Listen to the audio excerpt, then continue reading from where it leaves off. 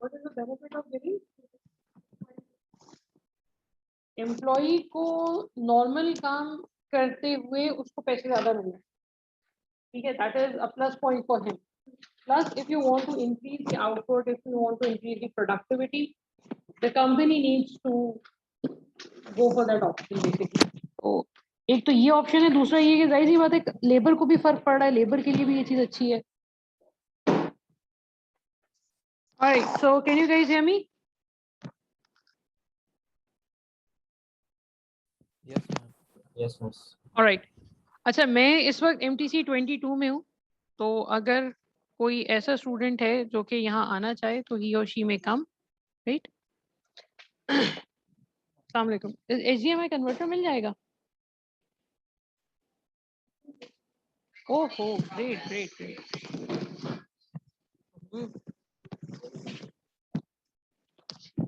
और बेस्ट है कि ये यहीं पे कन्वर्टर इसका.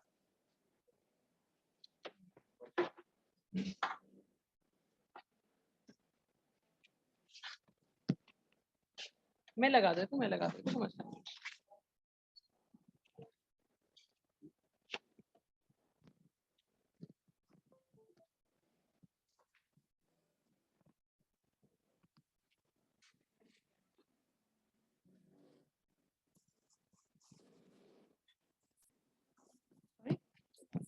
Thank you so much, thank you so much. चले जी. It's actually not official but it's unofficial hybrid class. Hybrid का मैं नाम नहीं ले रही हूँ असल में, क्योंकि इस दफा IBA में कोई हाइब्रिड क्लास नहीं है. इधर इट्स फिजिकल और इट्स ऑनलाइन, राइट. सो अच्छा, what we are going to do here is जी हेलो.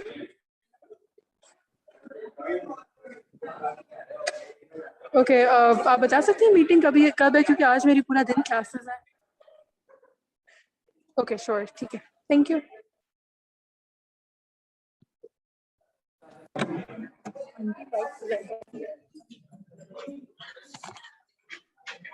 ठीक है.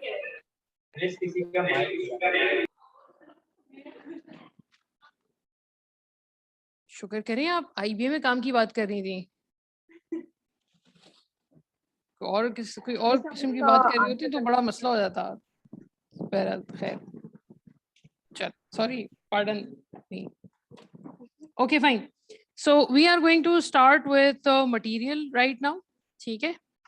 अच्छा, अब मटेरियल में बेसिकली मटेरियल में है कि अच्छा ये मटेरियल थोड़ा सा बोरिंग है, जैसे लेबर है ना, नंबर क्रंचिंग उसमें बहुत ज्यादा है. मटेरियल में भी है, लेकिन स्टार्टिंग में एक छोटा सा पॉइंट है वो हम कर लें, फिर हम आगे बात करते हैं. अच्छा, मैंने असाइनमेंट का कुछ डिस्कस किया है? ठीक है, तो मैं असाइनमेंट का भी डिस्कस कर लूंगी by the end of today's session. अच्छा भाई, now we are going to start with this. देखिए, बेसिकली हमारे पास मटेरियल के चैप्टर में 3 सेक्शंस हैं, ठीक है. पहला सेक्शन जो है वो तो डॉक्यूमेंटेशन का है. अच्छा, डॉक्यूमेंटेशन का सेक्शन वैसे तो लेबर में भी है, लेकिन लेबर में हमने डॉक्यूमेंटेशन इसलिए नहीं पढ़ी क्योंकि लेबर में डॉक्यूमेंटेशन का इतना इशू नहीं है. I mean, आप यूनिट्स बना रहे हैं, उसको आप एक जगह पे रिकॉर्ड कर रहे हैं, आप लेबर आवर्स ले रहे हैं, उसको एक जगह पे रिकॉर्ड कर रहे हैं. तो एज सच वहां पे ये वाले इश्यूज नहीं होते कि लेबर की रिकॉर्डिंग किस तरीके से होगी. मटेरियल्स में ये वाला मसला है. मटेरियल्स में ये वाला मसला क्यों है? क्योंकि देखिए, मटेरियल की मैनेजमेंट में हमारे पास मेनली 3 डिविजन्स हैं. एक प्रोडक्शन डिपार्टमेंट है जो मटेरियल को यूज कर रहा है, एक स्टोर डिपार्टमेंट है जो कि मटेरियल को मेंटेन कर रहा है, और एक हमारे पास तीसरा डिपार्टमेंट है which is the purchasing department. Purchasing department क्या कर रहा है? ये रॉ मटेरियल को परचेज कर रहा है. तो mainly we have 3 different departments. अब ये 3 डिपार्टमेंट्स आपस में कम्युनिकेशन किस तरीके से करेंगे, डॉक्यूमेंट क्या भेजेंगे, क्योंकि देखिए जब लोग ज्यादा होते हैं तो मसले भी ज्यादा होते हैं. अगर मटेरियल देर से आया तो फिर किसका मसला है? प्रोडक्शन का मसला है कि स्टोर का मसला है कि परचेज का मसला है? तो ये सारी चीजें जब हम देख रहे होते हैं तो ये सारे मसले फिर हम डॉक्यूमेंटेशन में डिस्कस करेंगे. अच्छा, जो दूसरा पॉइंट है वो ये है कि दूसरा जो डिस्कशन है वो है रिकॉर्डिंग ऑफ मटेरियल का. अच्छा, रिकॉर्डिंग ऑफ मटेरियल में जो है, रिकॉर्डिंग ऑफ मटेरियल, ये मेरी रिक्वेस्ट है आप लोगों से, ये आप लोग देख लीजिएगा. इसकी रिकॉर्डिंग मैंने अपलोड कर दी है. आप लोग चेक कीजिएगा, आप लोगों के LMS में एक वो मैंने डाला है, फोल्डर डाले मटेरियल्स के नाम से, वो फोल्डर डला हुआ है मटेरियल्स का मेन पेज पे, तो उसको आप चेक कीजिएगा। उसमें मटेरियल से रिलेटेड वो हैं, दो रिकॉर्डिंग्स हैं, एक में लेबर रिकॉर्डिंग, एक में लेबर की रिकॉर्डिंग है और एक में फीफो लीफो की रिकॉर्डिंग है। आप लोगों ने फीफो लीफो की रिकॉर्डिंग देखनी है, ठीक है। वो लेबर की रिकॉर्डिंग वो तो बस ऐसे ही मैंने फोल्डर ही शेयर कर दिया था पूरा। अच्छा, तीसरा जो पॉइंट है वो है इन्वेंट्री कंट्रोल का। मुझे एक बात बताएं, आप लोगों ने फाइनेंशियल मैनेजमेंट पढ़ा है? उसमें वर्किंग कैपिटल पढ़ा है? उसमें EOQ पढ़ा है? Economic order quantity? नहीं मिस, ये लास्ट वाला नहीं पढ़ा। IBF is what? Introduction to Business Finance. Okay. ठीक है, तो ये तीन चीजें, इसमें से फर्स्ट और थर्ड तो हम फॉर श्योर पढ़ेंगे। सेकंड आई बिलीव आप लोग इसको घर पे ट्राई कीजिएगा, अगर तो ये समझ आ जाता है तो ठीक है, नहीं आता तो हम नेक्स्ट क्लास में इसका 15 मिनट्स का एंड में डिस्कशन कर लेंगे। फीफो लीफो मैं खुद इसलिए नहीं करवाती हूँ क्योंकि वो बच्चों ने किया हुआ होता है, वो बच्चे थोड़ा सा मुझे लगता है इरिटेट होते हैं फीफो लीफो पढ़ाने से। बहरहाल, सो let's start with this part. देखिए, डॉक्यूमेंटेशन में अब कुछ चीजें मैंने पहले से लिख दी है क्योंकि ऑब्वियसली टाइम थोड़ा बचता है। So we are going to start with this. देखिए, अब प्रोडक्शन डिपार्टमेंट बेसिकली कर क्या रहा है, ये बेसिकली हम मटेरियल कंट्रोल साइकिल की बात करें।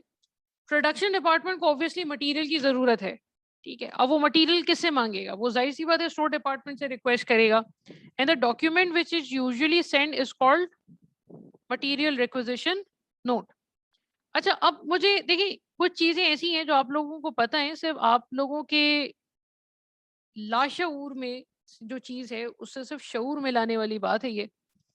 सो अब मुझे एक चीज बताएं कि अगर आप प्रोडक्शन डिपार्टमेंट में हैं और आपको कोई कहता है कि भाई स्टोर डिपार्टमेंट से मटेरियल आप मंगवा लें, तो आप इस डॉक्यूमेंट में क्या क्या लिखेंगे?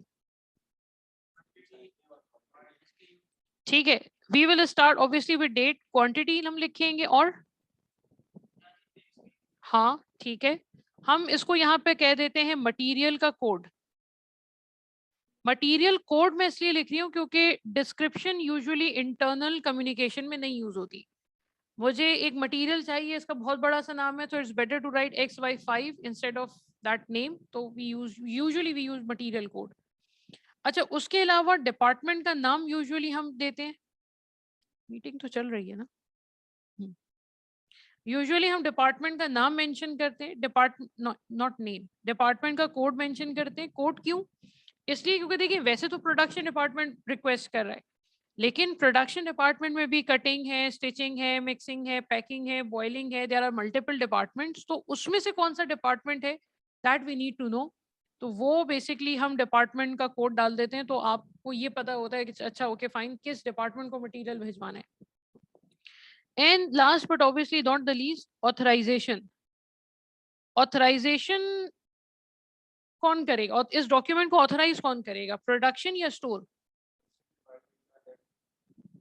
चूंकि ये डॉक्यूमेंट प्रोडक्शन डिपार्टमेंट सेंड कर रहा है, इसलिए someone from production department, production manager may be, क्योंकि देखिए अगर तो ऑथराइज नहीं हुआ वो डॉक्यूमेंट और स्टोर डिपार्टमेंट के पास रिक्वेस्ट आती है और स्टोर डिपार्टमेंट ने इशू कर दिया, बाद में पता चला कि उस मटेरियल में वो मटेरियल जो है वो कहीं पे इधर उधर हो गया या मटेरियल नहीं मिल ट्रेस आउट हो पा रहा, so obviously store department will be held responsible, क्योंकि उसने एक ऐसे मटेरियल, ऐसे रिक्वेजिशन की बेसिस पे मटेरियल इशू किया जो कि ऑथराइज नहीं है, जो प्रॉपर नहीं है, जो फेक हो सकती है। अच्छा, स्टोर डिपार्टमेंट के पास रिक्वेस्ट आई, अब स्टोर डिपार्टमेंट जाहिर सी बात है अच्छा, अब स्टोर डिपार्टमेंट के पास में मसला क्या है, देखें, स्टोर डिपार्टमेंट ने मटेरियल इशू कर दिया।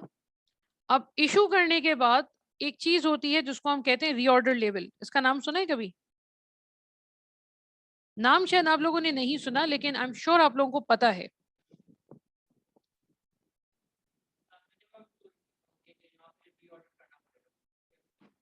हाँ, जैसे फॉर एग्जांपल मैंने कहा कि मेरे पास जो बैलेंस है इस वक्त, वो बैलेंस है तकरीबन 8000 किलोग्राम्स का, and the reorder level is 5000, तो मेरी इन्वेंट्री 5000 से नीचे नहीं आएगी कभी भी, और अगर आई तो फिर हम फॉरन परचेज कर लेंगे।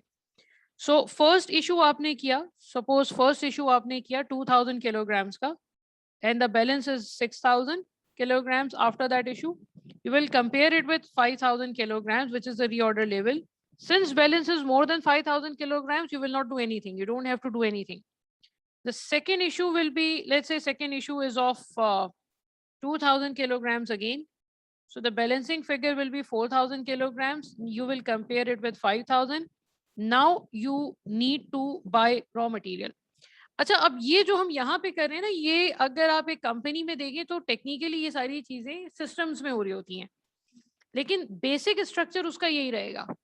यानी अगर हम सिस्टम्स में काम कर रहे हैं तो ये चीजें ऑटोमेटिक होंगी, और ऑटोमेटिक करने का मतलब ये है कि अगर कोई आपसे ये बोले कि यार सिस्टम में इसके पीछे क्या हो रहा है, अगर मैं आपको बोलूँ कि जी सिस्टम बनवाना है आपने, तो आप क्या करेंगे, आप बोलेंगे कि यार मुझे सिस्टम में डेवलपर को जब हम बात करते हैं ना, तो हम उसको बोलते हैं कि देखो यार मुझे एक स्टेप ये चाहिए कि जिस स्टेप में ये हो कि हर बैलेंसिंग फिगर को आपका जो सिस्टम है वो कंपेयर करे रीऑर्डर लेवल के साथ। रीऑर्डर लेवल हम डाल देंगे कि भाई ये रीऑर्डर लेवल है, तो जैसे ही उससे नीचे होगा ऑटोमेटिकली एक मैसेज पॉपअप हो जाएगा आपके पास।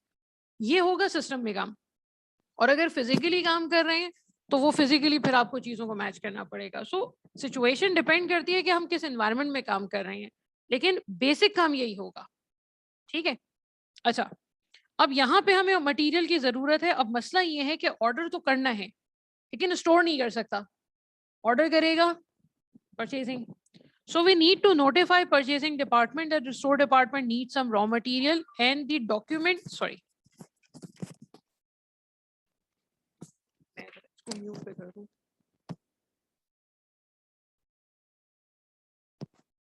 and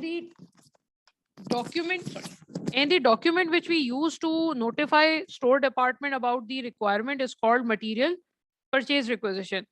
मतलब ये डॉक्यूमेंट्स बड़े सिंपल से, लेकिन हम कर लें क्लास में तो बेहतर है, 10 मिनट लगेगा, ज्यादा टाइम लगेगा नहीं। अच्छा, इस डॉक्यूमेंट में क्या क्या होगा, ऑलमोस्ट सेम चीजें होंगी। डेट आ जाएगी, क्वांटिटी आ जाएगी, मटेरियल का कोड आ जाएगा। अच्छा, डिपार्टमेंट का कोड डिपेंड करता है। अगर तो एक ही स्टोर डिपार्टमेंट है तो फिर तो आपको कोड देने की जरूरत नहीं है, बट अगर कराची डिवीजन है, कराची डिवीजन का एक परचेसिंग डिपार्टमेंट है और यहाँ पे आपके 3 गोडाउन है, 3 स्टोर डिपार्टमेंट है, तो किस डिपार्टमेंट की तरफ से परचेसिंग की रिक्वेस्ट आई है, दैट इज इम्पोर्टेंट। तो वहां पे फिर इसका नाम इम्पोर्टेंट हो जाएगा, और ऑब्वियसली ऑथराइजेशन। ठीक है, अब यही काम अगर हम सिस्टम में कर रहे हैं तो हमारे पास एक ई फॉर्म होगा, उस ई फॉर्म को हम फिलअप करेंगे और फिलअप। जी मिस, आप डिपार्टमेंट कोड और डिपार्टमेंट नेम वाली बात रिपीट कर सकती हैं प्लीज? कौन सी बात? डिपार्टमेंट कोड और डिपार्टमेंट नेम वाली, बिकॉज यू सेड कि अगर रीजनल ऑफिस है तो उसमें कुछ फिर डिफरेंस आएगा। नहीं, मेरा पॉइंट ये है कि अगर परचेसिंग डिपार्टमेंट कराची डिवीजन में एक परचेसिंग डिपार्टमेंट है और कराची डिवीजन में एक ही स्टोर डिपार्टमेंट है, तो आपको पता है कि जो परचेसिंग की रिक्वेस्ट आ रही है वो इसी डिपार्टमेंट की तरफ से आ रही है, वहां पे डिपार्टमेंट का कोड मेंशन करना जरूरी नहीं है। लेकिन अगर आपके पास 3 स्टोर डिपार्टमेंट है, एक साइट एरिया में फैक्ट्री है उसका स्टोर डिपार्टमेंट है, एक आपकी कोरंगी में कोई फैक्ट्री बनी हुई है वहां पे आपका स्टोर डिपार्टमेंट है, एक स्टोर डिपार्टमेंट कहीं और है, तो उस केस में फिर it's really important to identify that which store department need this raw material, because फिर हम उसी तरीके से कोऑर्डिनेशन करेंगे। So that's why department code is important. मेरे ख्याल में आपने शायद यही पूछा था। जी जी, मैं सही बोल। अच्छा, अब यहाँ पे सिचुएशन ये है कि, अच्छा मैं एक पॉइंट बता रही थी कि अगर ये चीजें मैनुअली हो रही हैं तो ये इस तरीके से होंगी, रसीदें बनेंगी टाइप, लेकिन अगर ये चीज सिस्टम में है तो सिस्टम में ई फॉर्म जनरेट होगा, आप ई फॉर्म फिलअप करेंगे और ई फॉर्म आप सेंड कर देंगे, और चूंकि वो आपकी आईडी से जा रहे हैं इसलिए ऑटोमेटिकली वो ऑथराइज हो जाएगा। सो चीजें सिस्टम्स में डिफरेंट हैं, मैनुअल में डिफरेंट है, बट होगा यही जो यहाँ पे हम पढ़ रहे हैं। अच्छा जी, requisition has been derived from the word request. अच्छा, अब परचेजिंग डिपार्टमेंट को रिक्वेस्ट चली गई, purchasing department will search for supplier. Supplier के लिए नॉर्मली हमारे पास 2 ऑप्शंस होते हैं। एक तो ऑप्शन ये होता है कि जी आपने कोई कॉन्ट्रैक्ट किया हुआ है तो आप उसी सप्लायर से कॉन्टैक्ट कर लेते हैं। नॉर्मली फिर हम दूसरा ऑप्शन नॉर्मली ये होता है कि हमारे पैनल पे 3 या 4 सप्लायर्स होते हैं स्टैंडर्ड, जिनका पता है हमें कि यार ये एक क्वालिटी मटेरियल हमें प्रोवाइड करेंगे, तो उन 3-4 में से किसी उन 3-4 को हम रिक्वेस्ट करते हैं, वो इनविटेशन वो देते हैं, कोटेशन देते हैं, हम उसमें से कोई एक कोटेशन को फाइनलाइज करके ऑर्डर प्लेस कर लेते हैं। तो नॉर्मली इन दोनों में से कोई एक चीज होती है। सो परचेज ऑर्डर हमने सप्लायर को दिया। अच्छा, परचेज ऑर्डर में क्या क्या चीजें जाएंगी? मोस्टली तो चीजें यही होती हैं, लेकिन एक, हाँ एग्जैक्टली, इसमें डेट होगी, इसमें क्वांटिटी होगी और मटेरियल का डिस्क्रिप्शन होगा। कोड हम नहीं देंगे क्योंकि code is for internal communication, right. अच्छा, इसमें एक एडिशनल चीज और आती है which is price of raw material. Price of raw material इसलिए क्योंकि अगर फॉर एग्जांपल आपने $8 की बात की और नेगोशिएशंस करने के बाद वो 7.5 पे फाइनलाइज हमने कर लिया, तो we need to confirm the price कि अच्छा यार ये प्राइस हमारी डिसाइड हुई थी, इस प्राइस में हम ऑर्डर प्लेस कर रहे हैं, ताकि कोई डाउट ना रहे, कोई एम्बिग्विटी ना रहे। तो प्राइस हम यहाँ पे मेंशन करते हैं और ऑब्वियसली यहाँ पे ऑथराइजेशन हो जाएगी। यहाँ पे जो ऑथराइजेशन करेगा वो करेगा, सॉरी हाँ ये है ना, यहाँ पे ऑथराइजेशन करेगा परचेजिंग डिपार्टमेंट। अगर कंपनी का लेटर हेड है या कंपनी के उस तरीके से हम करें तो फिर ऑथराइजेशन की जरूरत नहीं पड़ेगी, अदरवाइज हम करते हैं। पॉइंट ये कि कोई ऑथेंटिकेशन होनी चाहिए वहां पे, that's important point. Authorization by store department. अच्छा, फिर सप्लायर ने आपको, जाहिर सी बात है सप्लायर के पास ऑर्डर किया, उसने चीजें बना के उसने लाके आपको दे दिया। हमारे डिपार्टमेंट में से कौन रिसीव करेगा? स्टोर डिपार्टमेंट, ठीक है। अब जब आपके पास मटेरियल, सॉरी, जब आपके पास मटेरियल आता है तो यूजुअली उसके साथ 2 डॉक्यूमेंट्स आते हैं। एक डॉक्यूमेंट होता है इनवॉइस, मेरे ख्याल में आप लोगों को इनवॉइस पता होगा, ठीक है, और एक डॉक्यूमेंट होता है डिलीवरी नोट। ये भी पता है? नहीं पता? देखिए, डिलीवरी नोट, देखिए आपने दराज पे एक ऑर्डर किया, ठीक है, जब आपके पास पार्सल आता है तो वो जो भी ट्रांसपोर्टर है, टीसीएस का जो बंदा है, वो आपको कहता है कि मैम इस डॉक्यूमेंट पे साइन कर दें। आप जो साइन करके उसको डॉक्यूमेंट वापस कर रहे हैं, that is basically the delivery note. वो इस बात की ऑथेंटिकेशन होती है कि आपने वो रिसीव कर लिया है। और अगर कंपनी है तो कंपनी के केस में हम स्टैंप लगाते हैं, कंपनी की स्टैंप लग के और उसके ऊपर हम साइन करके देते हैं कि हाँ भाई कंपनी की स्टैंप है, इस बंदे ने रिसीव किया है इस डेट के ऊपर। तो वो डिलीवरी नोट की यूजुअली 2 कॉपीज बनती हैं। एक तो ट्रांसपोर्टर रख लेता है, एक तो ट्रांसपोर्टर अपने पास रख लेता है, और एक यूजुअली सप्लायर को चली जाती है अगर थर्ड पार्टी है तो। अगर अगर कंपनी का ही सप्लायर है तो वो यूजुअली एक सप्लायर अपने पास रख लेगा और एक मैनेजमेंट को वो सॉरी ट्रांसपोर्टर अपने पास रख लेगा और एक मैनेजमेंट को भिजवा देगा, या हो सकता है वहां पे एक ही डॉक्यूमेंट हो, उसमें तो दो डॉक्यूमेंट्स हो। देखिए एक चीज मैं क्लियर कर दूं, यहाँ पे ये जो जितने भी डॉक्यूमेंट्स हम पढ़ रहे हैं ये लीगल नहीं है। इसमें मोस्टली चीजें जो हैं वो परचेज ऑर्डर लीगल है, वो लीगल आपकी एक रिक्वेजिशन रिक्वेस्ट होती है। अपार्ट फ्रॉम दैट ये जितनी भी प्रोसीजर्स हम पढ़ रहे हैं, अगर कोई बड़े सेटअप में हम काम करें ये सारी चीजें मिलेंगी आपको। आप छोटे सेटअप में जाएंगे तो हो सकता है एक ही बंदा हो जो स्टोर डिपार्टमेंट को भी देख रहा है और जो परचेजिंग भी कर रहा है। तो ऐसा हो सकता है कि चीजें रिस्पॉन्सिबिलिटीज कोई एक बंदा देख रहा हो। जितना छोटा सेटअप होगा उतनी चीजें क्या कहेंगे, उतनी सेग्रीगेशन ऑफ ड्यूटीज नहीं होगी। जितना बड़ा सेटअप होगा उतना सेग्रीगेशन ऑफ ड्यूटीज आपको मिलेगा। अच्छा, इनवॉइस स्टोर डिपार्टमेंट को मिलती तो है, लेकिन इनवॉइस स्टोर डिपार्टमेंट अपने पास रखता नहीं है। वो किसको भिजवा देगा? अकाउंट्स डिपार्टमेंट को। क्यों? पैसे वही देगा, ठीक है। अच्छा, अब यहाँ पे आके स्टोर डिपार्टमेंट अपना एक अलग से डॉक्यूमेंट बनाता है। स्टोर डिपार्टमेंट क्यों बनाता है? क्योंकि देखिए इनवॉइस तो हमने भिजवा दी अकाउंट्स को, डिलीवरी नोट की कोई कॉपी हमें मिली नहीं, तो स्टोर डिपार्टमेंट अपना एक डॉक्यूमेंट बनाता है which is called goods received note, commonly known as GRN। अच्छा, जीआरएन बनाने का एक दो पर्पसेस हैं, एक तो रिकॉर्डिंग है ऑब्वियसली, दूसरा ये कि जब हम डिलीवरी नोट चेक करते हैं ना, तो डिलीवरी नोट में हम ये देखते हैं कि 4 बॉक्सेस आने थे और 4 बॉक्सेस आ गए।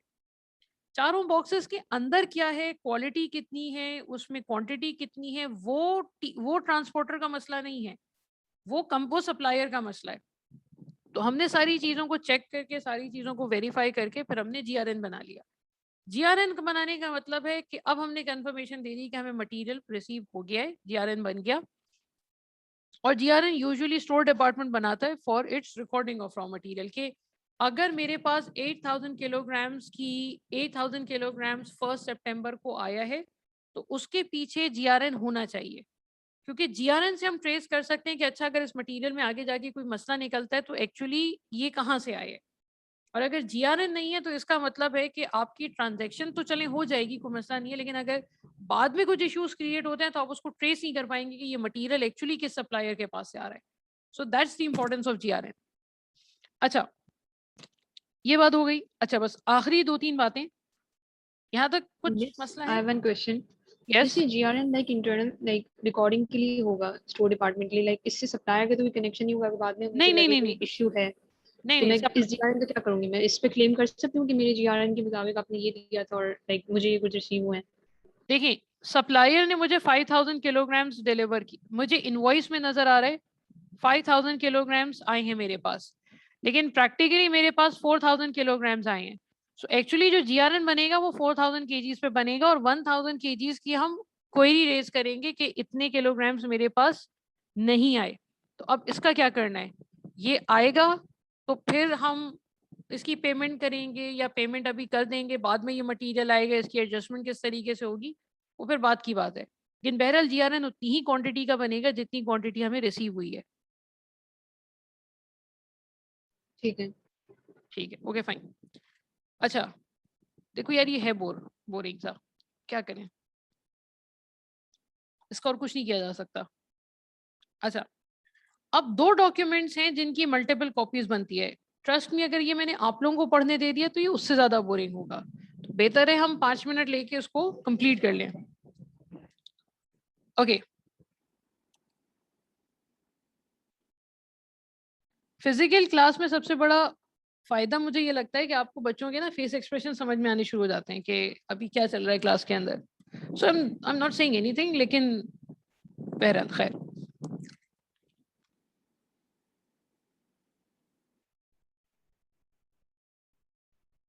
Okay fine, so let's start with the purchase order. अच्छा, बाकी डॉक्यूमेंट्स का तो ये है कि जो सेंडर है, जो सेंड कर रहा है उसने एक कॉपी भेजी, जो रिसीव कर रहा है उसके पास एक कॉपी आ गई। लेकिन कुछ डॉक्यूमेंट्स हैं जिनकी एक से ज्यादा कॉपीज बनती हैं, जैसे परचेज ऑर्डर। परचेज ऑर्डर की जो ओरिजिनल डॉक्यूमेंट है वो तो जाहिर सी बात है हम सप्लायर को दे देंगे, कि वो तो उसी का डॉक्यूमेंट है। परचेज ऑर्डर की एक कॉपी परचेजिंग अपने पास रखेगा। परचेजिंग डिपार्टमेंट क्यों रखेगा भाई?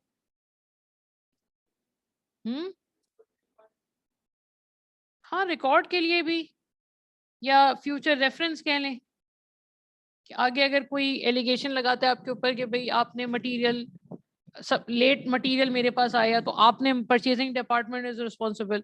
तो आप ये कह सकते हैं कि देखिए भाई, suppose if I am the purchasing manager, तो मैंने कहा कि देखो यार मेरे पास जो रिक्वेस्ट आई थी ना स्टोर डिपार्टमेंट की, परचेज रिक्वेजिशन, सपोज ये आई थी 25 जनवरी को और हमने ऑर्डर प्लेस कर दिया 27 जनवरी को, तो या तो इसने मुझे रिक्वेस्ट लेट की है, और अगर मैंने 27 जनवरी को ऑर्डर प्लेस कर दिया और सप्लायर ने मुझे इस सारी ट्रांजैक्शन में ये कहा था कि 10 दिनों में सामान मिल जाएगा, और अगर वो 10 दिनों के बावजूद भी मुझे सामान नहीं मिल रहा है तो फिर ये सप्लायर का मसला है। तो ये जितने भी डॉक्यूमेंट्स हम बना रहे हैं ये वैसे अगर ना भी बनाए तो चल जाएंगे, लेकिन जब मसले क्रिएट होते हैं ना तो then you need some document to prove your point. अच्छा, परचेजिंग डिपार्टमेंट के पास इसकी एक कॉपी और जाएगी स्टोर डिपार्टमेंट के पास। अच्छा, सोचिए स्टोर डिपार्टमेंट परचेज ऑर्डर का क्या करेगा? मैम टैली कर सकता है वो अपना स्टॉक।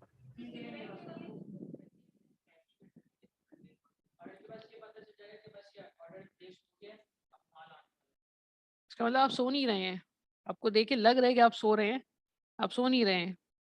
ओके हाँ, I will go with both options कि एक तो टैली करने के लिए भी और एक जो रिसीव कर रहा है, भाई अगर यहाँ पे स्टोर डिपार्टमेंट के पास मटेरियल आ रहा है तो उसको सरप्राइज तो नहीं मिलना चाहिए ना कि मटेरियल आ गया, मटेरियल का डॉक्यूमेंट होगा उसके पास।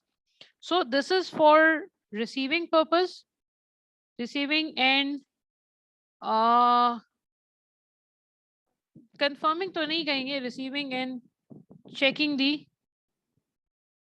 क्वांटिटी कि भाई अगर रिसीव हुआ है मटेरियल तो और जो क्वांटिटी हमने ऑर्डर की थी उसमें कितना डिफरेंस आ रहा है, तो ये उसके लिए भी टैली करने के लिए आ जाएगा। ठीक है, अच्छा मेन हम इसको रखते हैं रिसीविंग के लिए, लेकिन ये वाला जो पॉइंट है ये आगे जाके आएगा। अच्छा उसके बाद फिर एक कॉपी इसकी और बनेगी जो कि अकाउंट्स डिपार्टमेंट के पास जाएगी। अकाउंट्स डिपार्टमेंट के पास क्यों जाएगी भाई? वो पैसे दे रहा है, ठीक है। अच्छा उसके बाद एक और डॉक्यूमेंट है विच इज GRN, बस ये आखिरी डॉक्यूमेंट है। इसकी भी एक से ज्यादा अकाउंट डिपार्टमेंट के पास GRN नहीं जाना चाहिए, इनवॉइस, बिकॉज पेमेंट तो इनवॉइस से आ रही है, राइट? आप थोड़ा सब्र करें। ओके। अच्छा GRN का एक तो ऑब्वियसली स्टोर डिपार्टमेंट के पास रहेगा जो ओरिजिनल है for recording of raw material. GRN की एक कॉपी जाएगी परचेजिंग के पास, क्यों भाई? To confirm the receiving of raw material, receiving भी और उसकी क्वांटिटी भी, कि अगर कुछ मसला होता है तो फिर हम उसको परचेजिंग डिपार्टमेंट फॉलो अप करेगा ना, क्योंकि परचेजिंग डिपार्टमेंट का कनेक्शन है आपके सप्लायर के साथ। लास्ट इसकी एक और कॉपी जाएगी। अब आपकी वाली बात आएगी कि एक कॉपी उसकी और भी जाएगी अकाउंट्स के पास फॉर पेमेंट के लिए। अब मुझे एक बात समझ में नहीं आ रही है, अकाउंट्स डिपार्टमेंट कर क्या रहा है? देखिए अकाउंट्स डिपार्टमेंट के पास GRN की कॉपी जा रही है पेमेंट के लिए, अकाउंट्स डिपार्टमेंट के पास परचेज ऑर्डर की कॉपी जा रही है पेमेंट के लिए, अकाउंट्स डिपार्टमेंट के पास इनवॉइस चला गया पेमेंट के लिए। So why accounts department need 3 documents for 1 payment?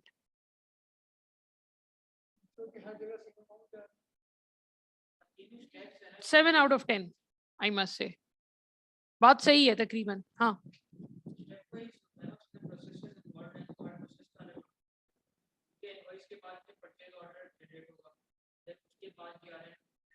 वो बात तो ठीक है, वो बात ठीक है, क्यों जी?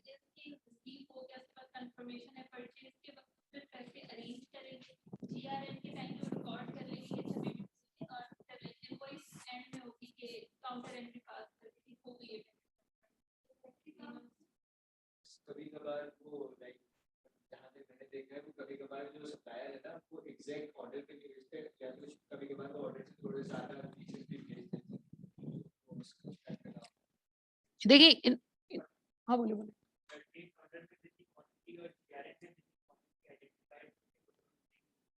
ठीक है, सही कह रहे हैं आप। देखिए इनवॉइस में 2 चीजें आती है ना, एक आती है प्राइस और एक आती है क्वांटिटी। मुझे जब तक देखिए मल्टीप्लाई तो ठीक ही किया होगा ना उसने, मल्टीप्लाई करने का तो मसला नहीं है। मसला ये है कि प्राइस मुझे चेक करनी है और मुझे क्वांटिटी चेक करनी है, क्योंकि ये जो कॉस्ट कैलकुलेट की हुई है ये सप्लायर ने की है। We can not trust supplier, हमें तो अपने पार्ट का काम करना है ना। तो जो क्वांटिटी है उसको तो आप लोग बिल्कुल ठीक कह रहे हैं कि उसको हम कंपेयर करेंगे GRN से, कि भाई जितने गुड्स रिसीव हुए हैं उतनी की ही इनवॉइस बनी हुई होनी चाहिए। अगर नहीं बनी हुई इनवॉइस उतने की, फिर हम बात करेंगे कि भाई क्वांटिटी डिफरेंट है तो हम पेमेंट नहीं कर रहे, या अगर पहले सप्लायर हमें डिलीवरी करेगा फिर हम पेमेंट करेंगे, या हम पेमेंट कर दें और फिर सप्लायर बाद में डिलीवर करे, या हम इसको एडवांस पेमेंट के तौर पे ट्रीट करें। जो भी चीज़ होगी वो फिर हम डिसाइड करेंगे।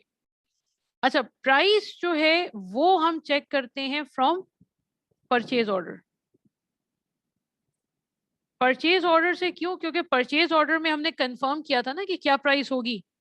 तो अगर परचेज ऑर्डर में लिखा हुआ है कि जी प्राइस जो है उसमें होना था 10.89 और या 10.887 होना था यहाँ पे, आपने क्या किया, इनवॉइस बना दी, आप इनवॉइस बन के आई है 10.9 की, उसने इसको राउंड ऑफ कर दिया, तो राउंड ऑफ नहीं होगा। जब 8.87 डिसाइड हुआ था तो it should be based on 0.87 not 9। तो अगर ये दोनों चीजें मैच कर जाती हैं तो फिर तो हम पेमेंट कर देंगे, लेकिन अगर ये दोनों चीजें मैच नहीं करती हैं तो पेमेंट में जो मसले आएंगे, पहले मसले सॉर्ट आउट होंगे फिर पेमेंट होगी। So that's basically the logic, that's basically why store accounts department need so many documents. ये तो एक्सटर्नल है, यानी ये तो वो बिल है जो रेस्टोरेंट ने बना के दिया है, और फिर हम उसको चेक कर रहे हैं कि भाई जो प्राइस मेन्यू में है और जो क्वांटिटी हमने मंगवाई है वो क्वांटिटी मैच कर रही है, only then we will pay. बगैर देखे पे कर दें तो कोई मसला नहीं है, लेकिन पैसे आपके हैं, आपने ख्याल रखना है चीज़ों का। तो बस ये एक छोटा सा पार्ट था इसका। अच्छा, एक छोटा सा काम मैं आप लोगों को करने के लिए दे रही हूँ, इसको ज़रा ट्राई कीजिएगा। आप ज़रा ये चेक कीजिएगा कि बिन कार्ड क्या चीज़ होती है। बना तो ये रहा स्टोर डिपार्टमेंट, ठीक है, बिन कार्ड और स्टोर लेजर अकाउंट। चलिए बिन कार्ड देख लीजिएगा सिर्फ कि ये क्या होता है।